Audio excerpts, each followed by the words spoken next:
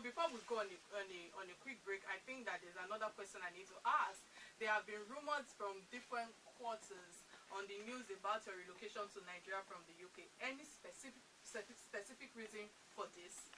Oh, I came back to Nigeria because my status at the United Kingdom changed. Let me tell you, I went to United Kingdom with less than £100. And then if by every standard of anywhere in the world, I'm a millionaire. And then if it's changed, I can't continue to live like an illegal immigrant. Let me tell you, 3/4 of people at the United Kingdom, we always go there. Even in the Western world, we go there as visitor, ignorant. And I've been telling you, don't go stay there ignorantly and be an illegal person. I sat down October 22nd, 2017. I can never forget. At my secret place, the Lord said, Esther, move now. I want to use you all over the world. Enough of staying as an illegal person in that country. I left by myself. British Airways, first class, back to my country. 4,000 cherubim and seraphim meeting me at the airport. We shut down the airport, and then I've been going around the world. It's no shame that you should just be there and castrate yourself. If it's not moving, the documents I gave them, they're still working on it. And then the Lord told me, I have passport that I'm using all over Europe. But United Kingdom, because my husband and my daughter, at some point, they had problem with the immigration people, and they are not ready for me. They are not ready for me. The creator of the whole universe is ready for me. Alongside that, now I've gone to America severally. I've gone to all over Europe. I've been to Spain. At some point, United Kingdom will be ready for me, and then honorably I will go back there. Let me come and restrain him. Do my status. Let me stay there as a legal person. I don't want to continue to hide. I'm a child of the Most High God. Oh my goodness, oh Lord. Won't you just love this woman? And I believe that we are all blessed to have such a person in this era of our time. But you guys, we will go on a quick break and return after a word from our sponsor. Do not touch that. Give his only begotten son. Let me tell you, Christendom is all about love. If you're a Christian and you're not loving, you lie, you deceive.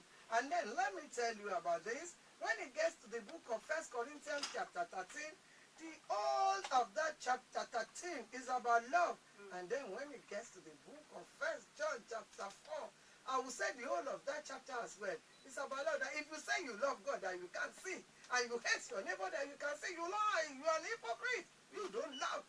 And then when you love, the good thing about love is that when you love itself radiates all over you. Sure. You get younger, your smile is there, you keep giving. Yeah. And then love and giving is together. If you don't love somebody, you can't share anything with that person. And then the book of Luke chapter 6 verse 38, give, it shall be given unto you, good measure, pressed, shaking together, running over. That is what the Lord is going to return into your bosom. What am I trying to say?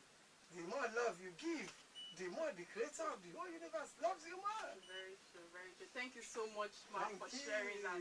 So, in your recent travel to Rwanda, you saw the remains of ethnic conflicts. And what message do you have to people of Nigeria who are fanning the embers of division and disunity, knowing that we have more ethnic groups than Rwanda? Well, let me tell you, the book of Psalm chapter 68, in that verse 30, it said the Lord should scatter those people that have goodness in war, that have joy in war. It means if you sit down and you want to start anything that is ungodly, the Lord have got the power to scatter you. And you always know the beginning of war, you never know the end of it. Let me tell you, Rwanda, if they knew that it's going to get to that level, I guarantee they will not start it. And then the Lord has helped us in this country. 1968 have taught us a good lesson. We should learn from that. Let me tell you, at the end of the day, we are still going to come back to round table. Why not start from round table? Thank you. And keep loving. Oh, thank Thank you so much. I think that keep loving, will make me quickly go to a quick question. I'm very sure you've heard recently in the news about a lady of our regular listener. I say, good evening, Real Talk with Kike, and greetings to Reverend Mother Esther Ajayi. May God continue to bless her and her ministry in this season of love. May God's love continue to radiate in our lives. Amen. Thank you so much. And we have another caller right now. Hello. Hello, good evening. Yeah, good evening. What's your name and where are you calling from? My name is Afo. Okay. Ogunfire is my name. I'm calling from Africa. It's actually an honor to talk to mommy this afternoon. You can say that again.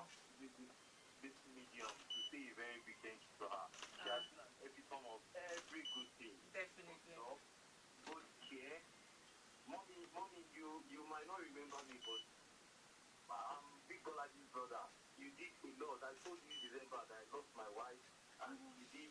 Oh my God, how are you doing? I saw the message that you sent. Oh, thank you. Thank you so much. Thank you so much. Thank you. And I think, this leads to another question that we need to ask. I think we have another caller.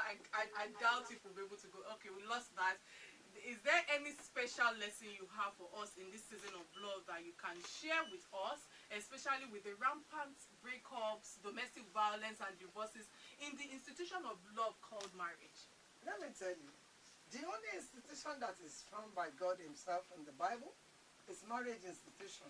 So this is why a man will leave his father and his mother, he will go to his wife, and they become one body, one flesh from his bone. It's the problem with us is zero tolerance. Do you understand? Especially when the wife is the one that is the breadwinner. Let me tell you, so in the beginning of the world, the fingers can never be equal. Sure. And somebody will have to be richer than somebody. But if you will put humility, honestly, humility with wealth, humility with brain, humility with beauty, at some point you are going to get there. I'm not saying there are no difficult men, and I'm not saying there are no difficult women. But if either part will be submissive and humble, I'm telling you, the devil will be the loser on the game. It has happened to me before. My husband came from a Catholic home, and I'm from Cherubim and Seraphim. My mother-in-law wants that child of his to by all means marry a Catholic. She denied. The guy is married to this amazing woman, and he's still married 40 years after. Why? Because I decided that this boy is not going anywhere. Divorce is not in my dictionary. I've thrown it away, and then we are going to do it together. And we'll be doing it. It's not because we don't have our ups and downs. My husband is a very quiet and reserved person. Very easy going. And I am everybody's friend. My husband would rather both of us be in a home, lock up ourselves in our room and be talking to ourselves. I would like people to come in my home, eat my food, I cook for everybody. But at some point, we still meet on the round table. How do I do it? Humility. But Amuiwa, how are you doing? Are you okay? Then I'll go downstairs again, talk to my friends, and then I'll run back upstairs again. Uncle, are you okay? Uncle, you are looking at me. Are you this your people? How many people say, uncle, I'm coming. Because of the humility, and then love genuinely. If you love somebody genuinely, honestly, at some point, whatever that person does, and you put humility with it, you'll be comfortable with it. But children of nowadays, zero tolerance. Thank you so much. I think one of the key lessons I have picked from this today is humility and also tolerance. Again, you would observe that the tradition, as in the foundation of our tradition, never departs from whatever thing she has become today, and she has not forgotten herself. And I think that is one of the things that we need to keep, that should keep driving us in our own world today. So, Ma, okay, we have another caller on the line.